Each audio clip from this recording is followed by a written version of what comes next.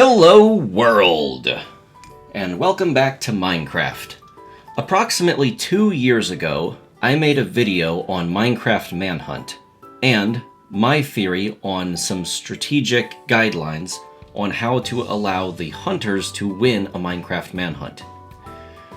For those of you who have not watched that video, I'll be skimming over several of the things I went over in that video. Much of the strategies and much of the points I made, I think still hold up. This video is intended to acknowledge some of the changes that have happened to Minecraft in the last 2 years that will drastically change the way you handle strategy in something like a Minecraft Manhunt. I would also like to point out that these strategies will be functional on some of the different variants of Minecraft Manhunt that have popped up over the years, such as attack and defense, where you have 2 worlds and allow 2 different teams to build up defenses in each world. You then take turns attacking each other's world by switching servers and going to the other world to attack while you are simultaneously defending in your own world, jumping back and forth between the 2 servers to attack and defend. That's still a Minecraft Manhunt model, and these strategies should still work for it. This also works for world invasion, where you spend some time building up defenses in a world and allow yourself to be invaded with a large number of slayers that are trying to kill Gene the Ender Dragon. Now, all hunters are just assumed to be part of the cult of Gene, the people trying to defend the Ender Dragon at all cost. Some different SMPs have added storyline as to why this is, and some people like to play the game, but all of these strategies should still work regardless of your setup. Even if you're sending certain defenders to certain realms ahead of time, such as the Nether, such as the End, all of these strategies should still hold firm. With that being said, if you haven't watched the video that I've already made on this subject, I heavily suggest watching it. I'm very sorry for the audio quality in that video. I had a different microphone at that time. And my voice was a little bit different at that time, as I wasn't good at projecting myself on air. But with that being said, let's get into the video I have here for you today. To summarize my original video, I said it would be beneficial to break up the number of hunters you have trying to chase down this one or small number of slayers into different roles, and to make certain that your inventory, your armor, your weapons, and your strategy reflected those roles. That way you weren't giving the slayer an unknown advantage every time you expire or make a mistake. You mitigate harm done by mistakes, and you maximize the efficiency of your presence. And if the Slayer over time understands your strategy, this actually makes the strategy even more effective, as the Slayer will disregard certain people in certain roles. So if they're carrying items they shouldn't, the Slayer won't know that and will tend to disregard you. With that being said, the roles have changed slightly from my original video, and I'm going to get into the changes now. Firstly, we have a familiar role from my original video, the Chaser.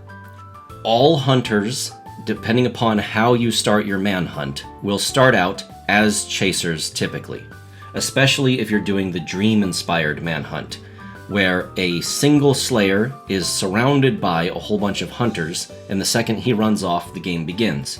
No one has had a head start to build defenses, no one has an advantage. So, all players will start out as chasers, jumping around and trying to get resources. In my original video, I break down the concepts of chunk load priority, and I think those are well represented in my original video, and I don't need to go over them again here. But I will go over the strategy of the chaser.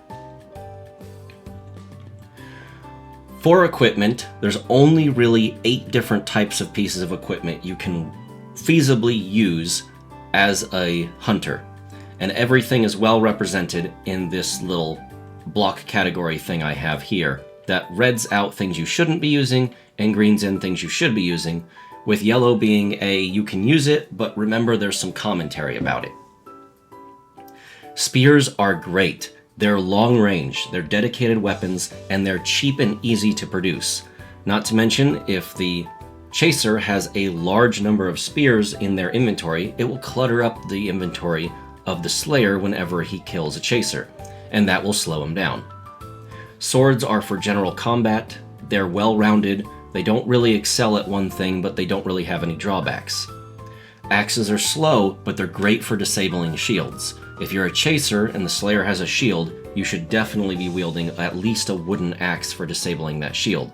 Make sure you disable his shield so that the other classes can do their jobs more effectively. Maces, tridents, bows and arrows, and crossbows are a no-go for the chaser. Your entire point of your existence is to be essentially a glass cannon that gets in the face of the hunter, offering a buffer between, or the slayer. You're supposed to offer a buffer between the dragon slayer and your hunters who are trying to take him down, and you can do that more effectively up close than you can at range.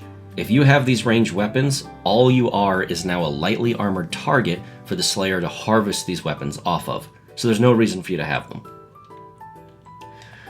Potions are a complicated deal. You should only really have splash potions and only potions with a negative effect. As you're approaching, let's say that this tree is the Slayer, as you're approaching the Slayer for combat, you should throw these potions early. Even if they don't hit, and even if you accidentally hit yourself, you should be throwing these potions early. You should not allow yourself to expire while still holding these potions in your hand. So use them early and only carry one at a time. Next we have armor, weapons, and tools. There is a train outside my house making a lot of noise, and I apologize for that, but I'm not going to edit it out. As for armors, weapons, and tools, you have to consider what the armor, weapon, and tool is made out of and what the Slayer already has access to. If the Slayer already has access to any form of armor, you can go ahead and wear some armor yourself as long as it's worse than what the Slayer has. So if the Slayer has chainmail, you can go ahead and put on some leather. It's basically the same thing as chainmail, a little worse. A little harder to find as well, so he's not going to be able to improve or repair the cap if he should so happen to loot it off you. But all of this needs to be a discussion for the strategy with your team. If they decide it's not the best time for you to be wearing armor, then just don't wear it. Not to mention, you should limit yourself to the armor that the Slayer is currently wearing. If the Slayer is currently wearing a leather cap, and your team approves you to wear a leather cap in order to have at least some ability to deal damage or take a hit, then you should only be wearing a cap. Not leggings, not boots, not a chest plate. Because those items are things the Slayer could immediately pick up and equip, and you don't need to add to his armor bar. Wooden tools and wooden weapons are perfectly fine. It is likely that he's going to get these anyway, and if he manages to defeat you, if he manages to acquire these weapons when he doesn't have them from the start, oh well, it's just a matter of grabbing a tree. If you're dependent upon him not being able to get wooden tools, you're likely so early in the game that I would question as to how you have them yourself. Or the Slayer is so incompetent that maybe it's okay to let him get a wooden tool or two. Stone tools are about the same story. By the time you can manage to acquire them, it's likely the Slayer managed to acquire them as well.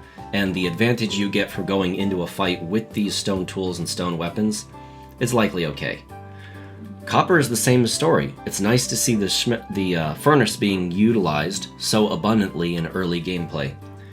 But copper weapons, copper tools, copper armor, that needs to be discussed with your team, but go ahead and use them. By the time you manage to smelt them up, it's likely that the Slayer has smelted them as well.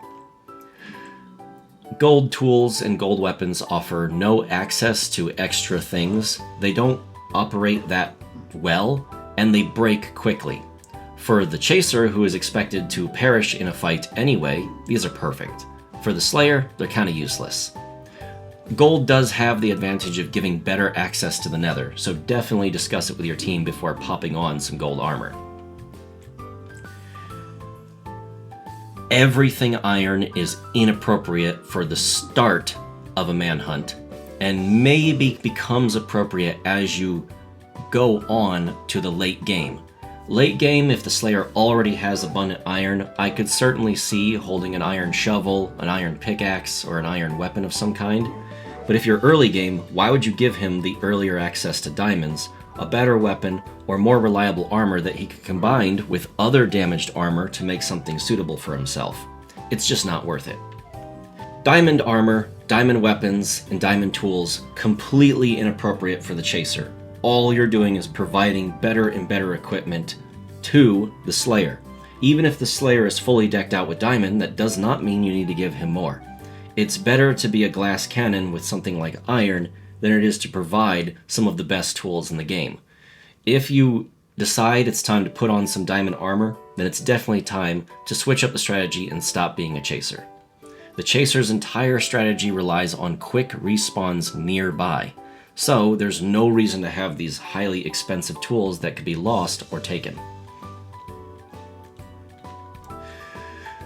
As a Chaser, there's a lot of different items that you just cannot have in your inventory. Check your inventory frequently and make certain that these items are not in your inventory. If they are, it's time for you to back off and deposit these. You can deposit all of these items very quickly just by grabbing a barrel, digging a hole, placing the barrel, putting the items inside, and then burying it.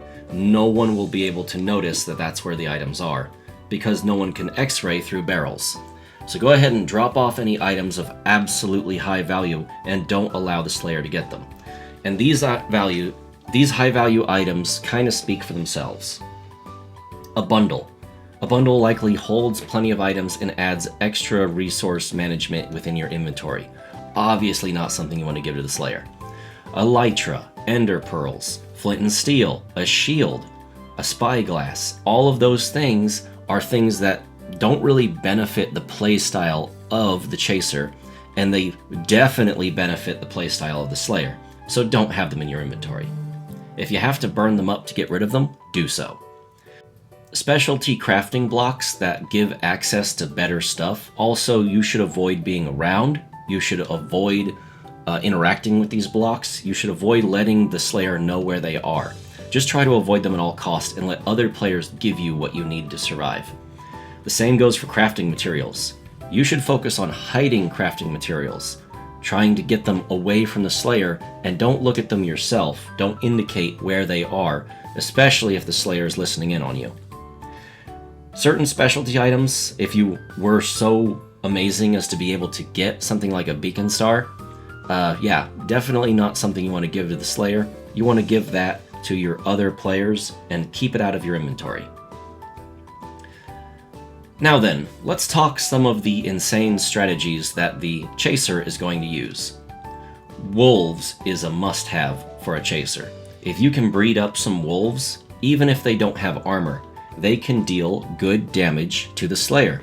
They're just as aggressive as you are, they follow you everywhere, and the second you get in a fight, they'll be dealing damage as well. If the Slayer manages to axe you off, and axe off one or two of your wolves, it's likely they're down to half life at best, and another player can take the opportune moment to take them down and win the game. Piglins can be quite a risky move, but they're much more powerful than wolves. Once in the Nether, if you make the choice to go ahead and whack a piglin, you'll have to play parkour for the rest of the game to try and get yourself about and guide the horde. But if you manage to drag the entire horde of zombified piglins over to the Slayer, and he deals damage to them as well, his game is going to get a lot harder. I don't know if it's even possible to gather the necessary materials to build a wither, but if you were to build a wither to try and harass the Slayer, it is definitely something best done by the Chaser. Any other class would stand too much to lose by being near this thing, and the Chaser can even guide the wither closer to the Slayer by simply allowing the wither to aggro on him. The same goes for the Warden.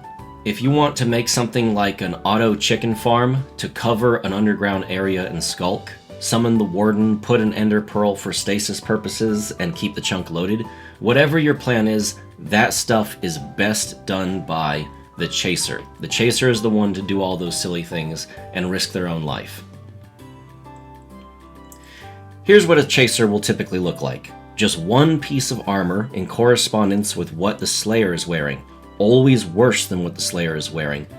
They're bare bones, they have a bed nearby that they're always respawning from, and no matter how many times you take them down, until you take out their bed, they're just going to keep coming back. Now we get into some special strategies that are notable for the Chaser, and this does not include all possible strategies, just some that are notable. First of all, don't carry around food. When you axe a Chaser, they're never going to drop food. They don't care about saturation.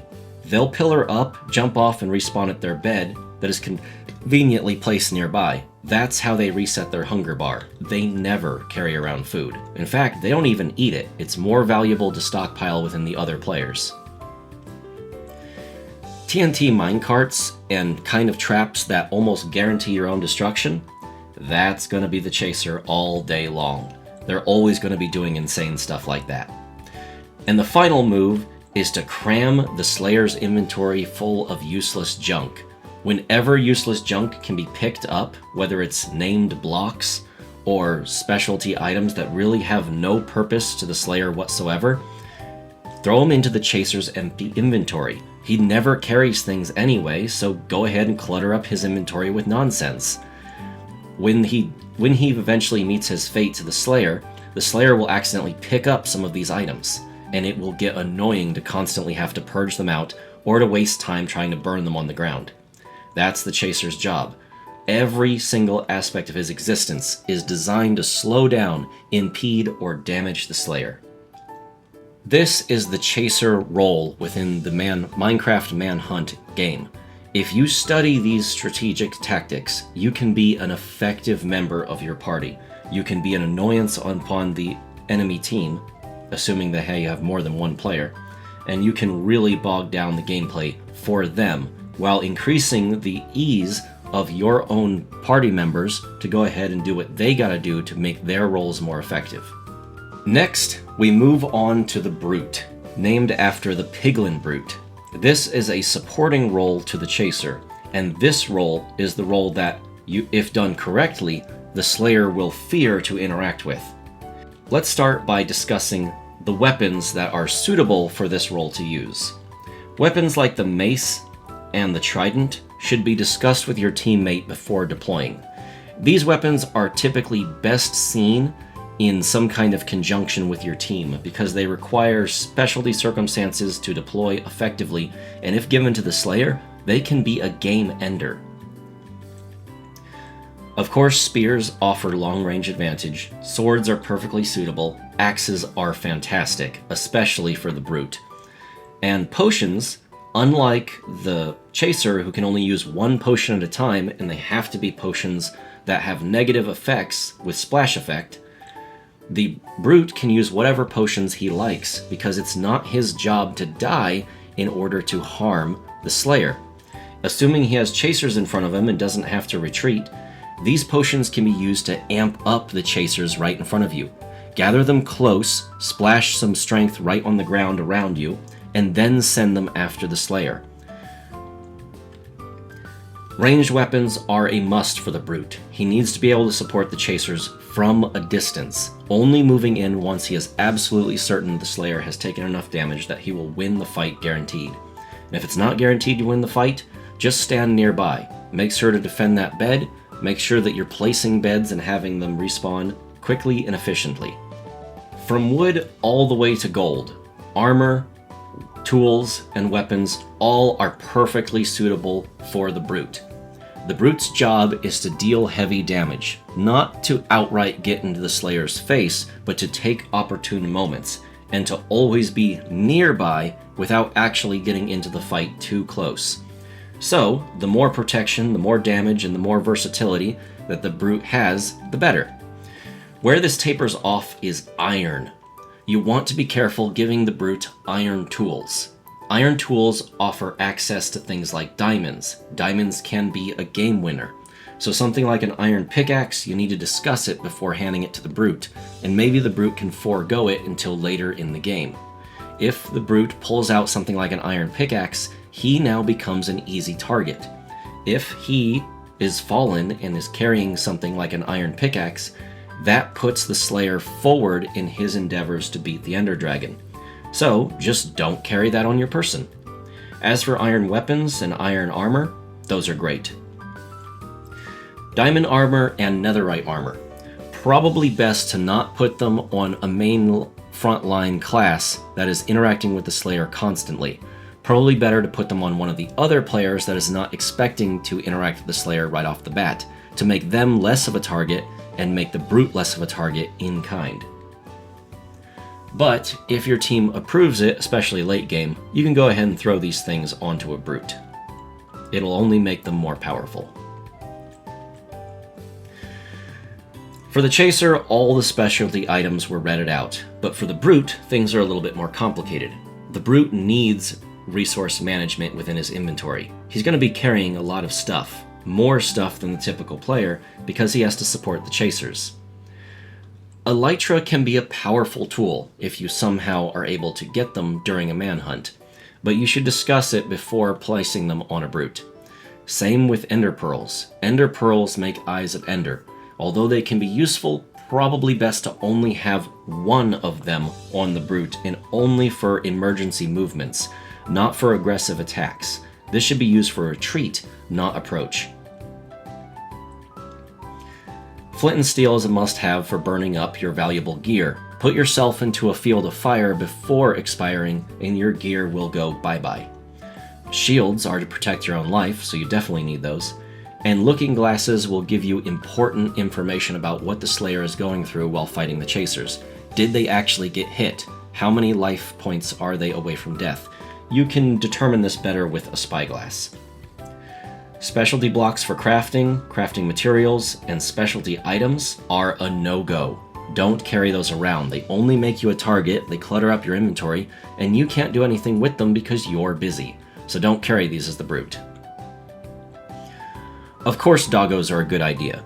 You should have more dogs than the Chaser, and they are going to deal a tremendous amount of damage to the Slayer if he gets too close. A good herd of dogs surrounding you will completely negate the Slayer's ability to approach you. And you can deal damage to them just by getting close enough if you've already aggroed with the Slayer.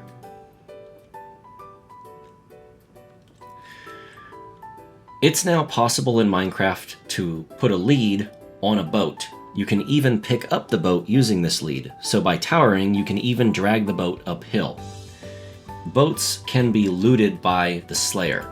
He can easily look inside the chest and get inside of these things. So, you're going to have to discuss with your team if it's a good idea for you to be hauling around boats, or if this is something best left to another class. Make sure to check if it's okay with your team and at what phases in the game it's okay. You don't want to be dragging around a boat when you're forced to suddenly abandon it, giving its entire contents to the Slayer.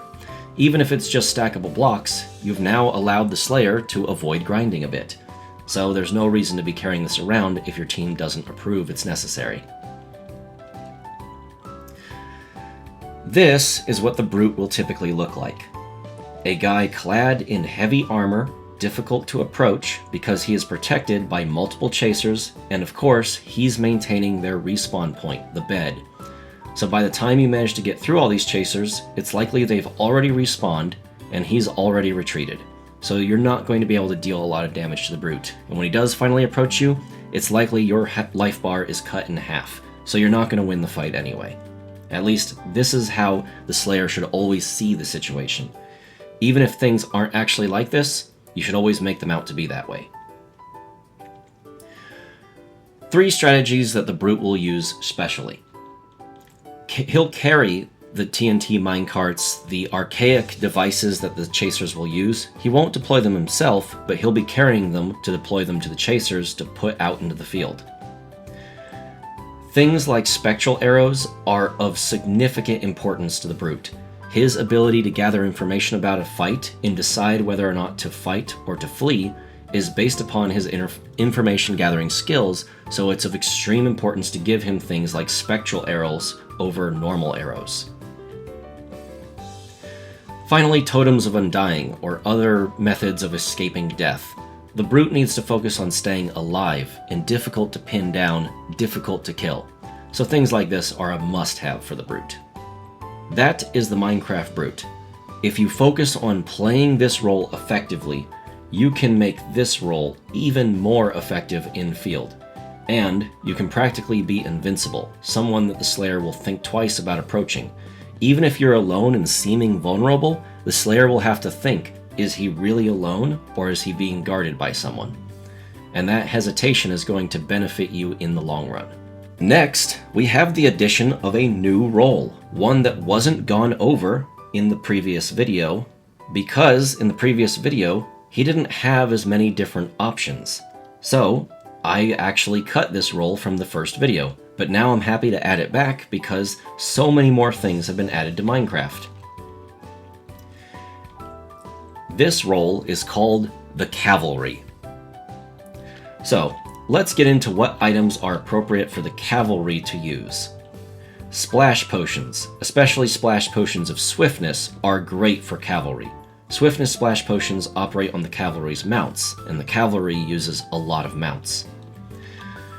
Weapons that have increased range, such as spears, and weapons that deal damage from moving fast, are definitely the weapons that the Cavalry want to use. Swords and axes are probably best held by other players. Another player can disable the shield, and you should only be attacking when the shield is already disabled. You shouldn't be disabling a shield yourself as the Cavalry. The same goes for swords. They're good, but they're just not effective for your role, so probably don't carry them. Long-range weapons are great, like crossbows, bows, and tridents. These are going to be very effective in your hands. The Cavalry can even use the mace effectively. The Cavalry will frequently find themselves in situations where the mace is perfectly usable, and if you can somehow get a mace, the Cavalry is your guy for holding it.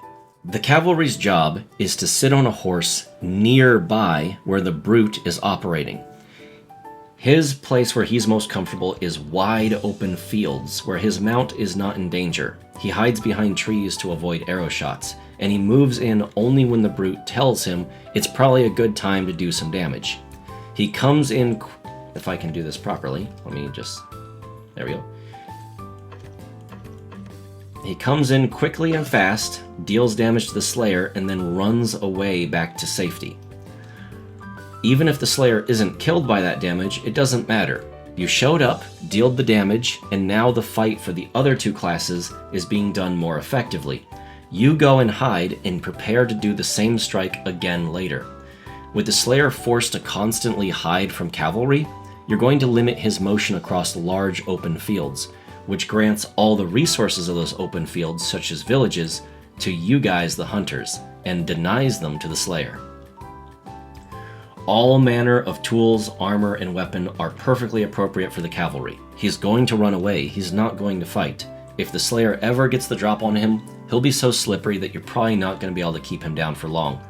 And making him more tough, more armored, and more versatile only increases his usability. Now we get into specialty items. Resource management, great. Elytra, fantastic. Ender pearls, go ahead.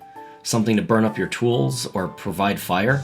Burn the entire forest to the ground if you need to. You're the one who can spread the fire the fastest. Shields, fantastic. The ability to see far and long distances, assuming you don't allow mods in your playthrough to allow you to zoom in. Yeah, these are great.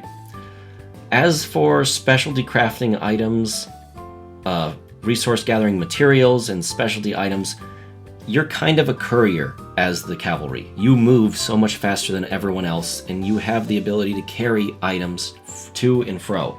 As long as you really pay attention to your inventory and make sure you're not carrying anything that's too valuable when you're attacking, go ahead and carry these items from one place to another, help out your team, but make sure you don't engage in a fight while still carrying these things.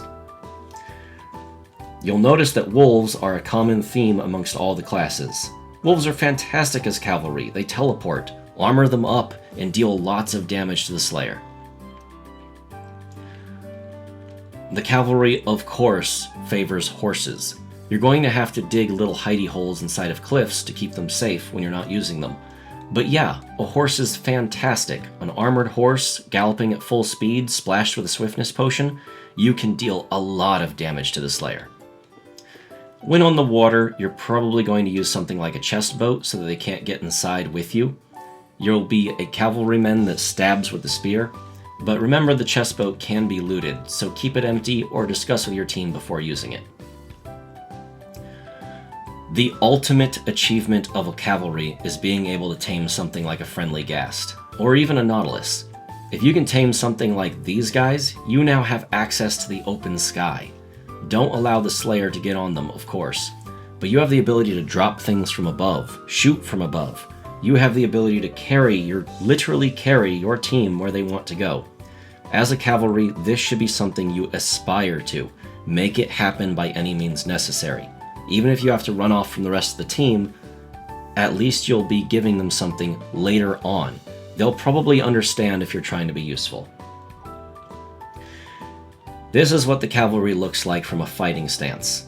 I couldn't put the armor stand on a horse, so instead I gave him elytra. Difficult to reach, difficult to acquire, and if you try to oppose him, he'll just fly away. But the second your back's turned, he hits you.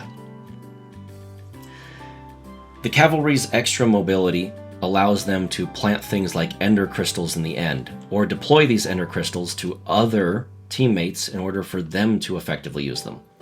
His job is resources and transport, so you're going to have to keep all of these things in mind when he's in play. Communicate with him and make sure he's doing a good job with the rest of his team. And that's the new role called the cavalry. I'd thought about including it in the last video, but there just wasn't enough tasty different things to use early game in Minecraft. But with the addition of the Happy Ghast, it's too tempting not to. Next, we have 2 more roles. Now you might not see these roles all perfectly laid out, but that's because these roles are a little bit more complicated, and they're not combatant roles. These roles focus on staying away from the Slayer and instead being useful for the team in other ways. First, we're going to have to go out underground to meet someone called the Grinder.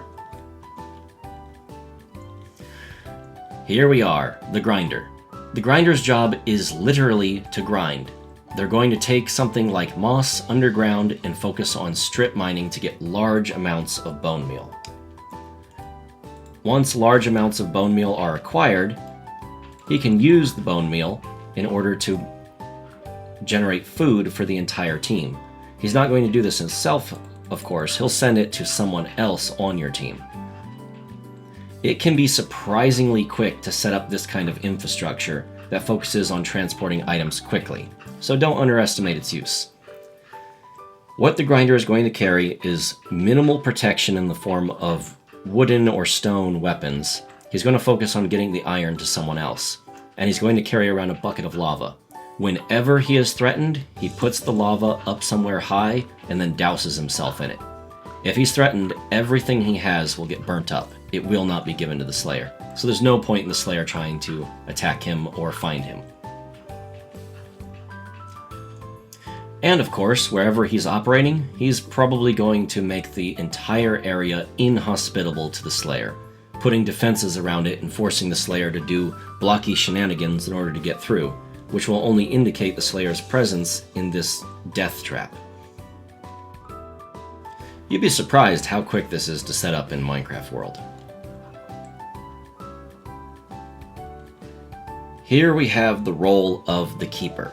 The Keeper's job is to produce all of the equipment and resources and allocate where they go.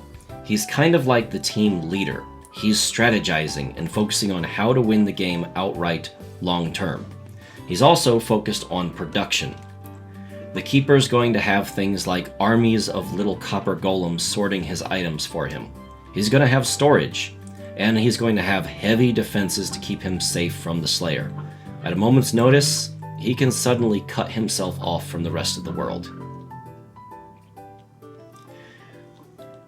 And something he's going to focus heavily on is things like lava production for the production of hard-to-destroy blocks like obsidian. These things are only good late game, but it's important for him to have them stockpiled early game so that you can actually deploy them when you need them. When the Grinder gives him resources like iron, copper, etc., he puts them in the furnace, and whenever given bone meal, he can very quickly build up food for the rest of his team. Bone meal is actually the food you run off of for production purposes. It can be gathered quickly through moss farming. You don't have to worry about it being short in supply. If you find moss, the Keeper can produce an endless stream of food for the rest of the players, and you'll never have to worry about saturation. You do have to be careful, however, that this food stockpile doesn't end up in the hands of the Slayer. All of the production you see around you, like the dripstone, the cauldrons, all of this is for late game, but he'll be starting it early game. The Keeper's job is to imagine every encounter as failing, and to focus on victory only on the end island where Gene the Ender Dragon is actually flying about. Until then, every single strategy is to bide time, and if those strategies should so happen to end in killing the Slayer, that's fantastic. But the only reason we'd be discussing these strategies is if it's likely they won't work at all. So that's what the Keeper's job is.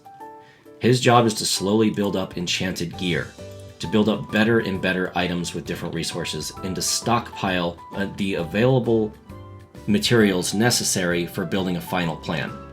And as you can see, the Keeper's roost, which is something high up above the ground that the Slayer probably can't even see, is best accessed by something like the cavalry, who's likely going to be on a flying ghast of some kind.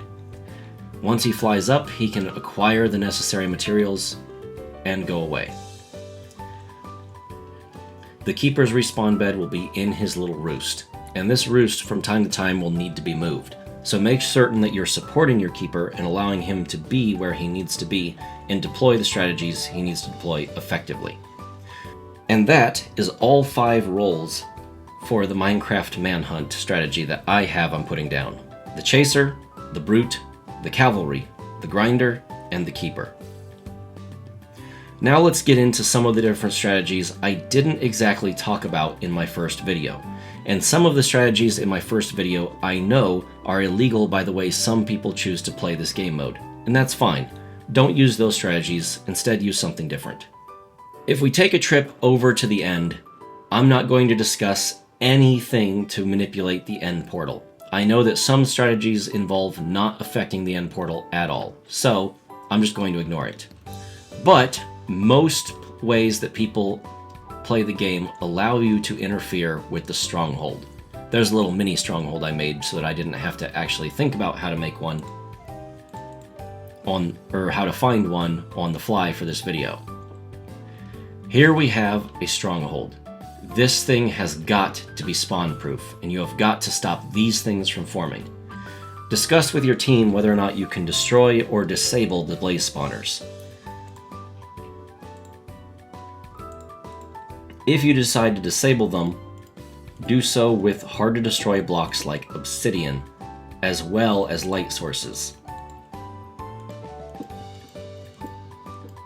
That way, the blaze can't possibly spawn in large number in order to provide the Slayer with materials. And it would be best if you deny the Slayer the ability to access this structure altogether, and that can be done easier than you think. Building this sort of arrangement high up above the stronghold, you can very quickly spread lava with minimal lava sources that have likely already been stockpiled by your Keeper. Spread them far and wide surrounding the stronghold, and what you surround it with is essentially a curtain of impenetrable lava. The only way the Slayer is going to get through this is if he's already done trading with the piglins for a fire res potion. A fire res potion gives him access, but he'll need another fire red potion in order to leave this structure, or he'll have to do some sneaking digging down below, and even with beds, you can even cut that off. You can make it completely impossible to gain access to Blaze this way, and even if Blaze are killed, they'll be killed over lava, which will destroy their blaze rods. This strategy can also be done within warped forests. Although it is less effective, it is possible to use the architecture of warped forests to spread lava all over the place, to make it more difficult to accurately gather ender pearls. Of course, doing this with the entire nether is impossible, and you should really be focusing your efforts on just things like the fortress.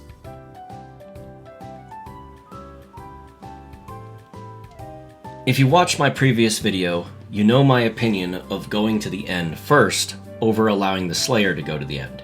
If you allow him to go to the end first, it's likely that you're giving him an advantage. So go ahead and open up that portal, get in there, and build something to stop the Slayer from being so effective. Based upon the rules of your encounters, you're not allowed to affect this platform. So I haven't put any booby traps around it of any kind in order to respect the different playstyles. but of course speak about the rules and whether or not this is something you can do. This platform is to the benefit of the hunters. It's not to the benefit of the slayer, as he's only going to use it once, but you're going to use it multiple times, especially if your reset beds are in the overworld. So, conjoin its access with something like a nearby production platform. This is a good place for your keeper to hang out and provide resources that can only be found in the end. If your cavalry has somehow managed to make it to the End Islands, even if all they can bring is back is chorus fruit, this is a good spot for them to be cultured and grown. This is also a good spot to put an ender chest and start dishing out the various resources. This thing is surprisingly defensible and surprisingly quick to make. In order to cut off its access to someone like the Slayer, all you have to do is add lava. The lava will flow down and make the staircase temporarily unusable. You can even destroy the lava before allowing it to flow down completely to know that access will be granted again soon. This can be blocked over, so probably make sure to accompany this with some arrows and some basic deterrents on motion. From here, you can deploy all sorts of manner of woe against the Slayer as he is trying to affect the dragon, and the dragon will likely ignore you if you're far enough away. Make sure that you have the ability to engage. If you have something like a respawn anchor, put it up there and make sure you can engage in this island quickly. If your keeper has been doing his job diligently and has been building up hard to destroy blocks like obsidian, the lava can be placed and cast inside the well to make the well impenetrable. Now, the Slayer can't get into the well properly to deploy the bed method. He can't even circle it to avoid getting attacked by hunters from his rear. So now he has to walk around the well. And if you pillar up from the well and install a new crystal, the dragon roosts up here instead of down there. The Slayer will not be able to hit the dragon with his sword. And the best part, if you put a crystal below the indestructible well, this is a really hard to destroy crystal, and all you have to do is block it in. Let's discuss some other sneaky tactics for adding crystals. If you've been to the Nether, you should really be having your grinders stockpile gas tiers for the making of these crystals. You can make parasitic bulges on these towers to go ahead and pop crystals and make these towers more effective, and you can block them in so they're hard to destroy. If you have a diamond pickaxe and the time, you can also inject crystals inside of these towers. Then you just block them in, and the Slayer won't even know they're there. He won't even know where to dig to start looking for them. You can even put them below the surface of the island to make them extra hard to find. Of course, the existing crystals, if you can't make crystals yourself, should be armored at all cost. Even if the Slayer is here destroying crystals already, there's no reason why you shouldn't block up and start defending them. And of course, you can make your own towers. Why not? Go ahead and put a crystal in a random location, put it up on a tower, and start blocking it in to defend it. This thing will be hard to destroy, hard to find, the Slayer won't even know it's there, and if you hide it well enough, it's a defensible location. But all of this is your final hurrah. If the Slayer manages to beat all of this and kill Gene the Ender Dragon anyway, all you can do is applaud their victory and know that it was well earned. That's all the strategies I have for this video. I hope you watch the original video for the full explanation of how to do these strategies effectively and how to make the game more fun for something like Minecraft Manhunt, Minecraft Attack and Defense, and Minecraft World Invasion. I hope these strategies serve you well, and I'd be happy if you were to direct more people to these videos.